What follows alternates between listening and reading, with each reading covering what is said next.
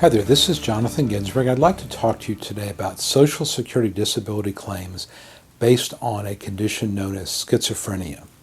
Now, schizophrenia is a very, very serious mental illness, and generally it means that a person has lost touch with reality for a significant portion of the day or week or whatever it may be. It doesn't mean that that person is always out of touch with reality, but that for a significant amount of time, and certainly enough time that would prevent competitive work, this person has lost touch with reality. And sometimes that can mean anything from hearing things or seeing things or perceiving the world in a very odd way. That can be grounds for finding a person disabled. And there's a couple of different ways to win on schizophrenia. One obviously is to meet the listing. I believe it's 12.03.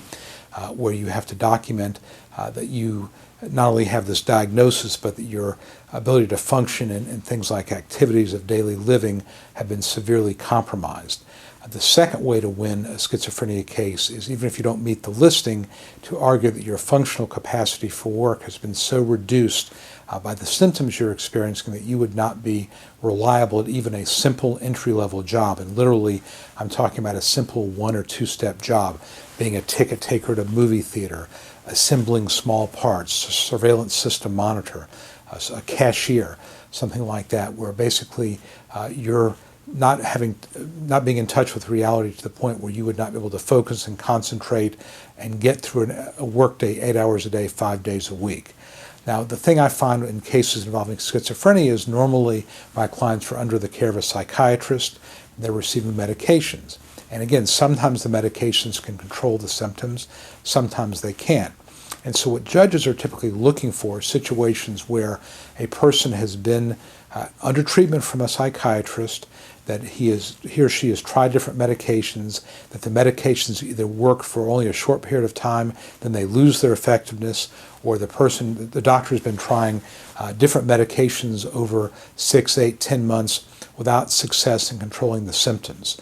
And generally when I go to hearing, again, I'm looking for a medical record that shows that the doctor has not been successful over 6 months, say, typically about 6 months at least, of controlling the symptoms, that the doctor's medical records indicate that there's been a real problem keeping the symptoms under control, and a very descriptive annotation about the various symptoms so that we know what's going on, what the problems are. And again, a lot of times it's seeing things are not there, hearing voices, perceiving that somebody's following you, things like that.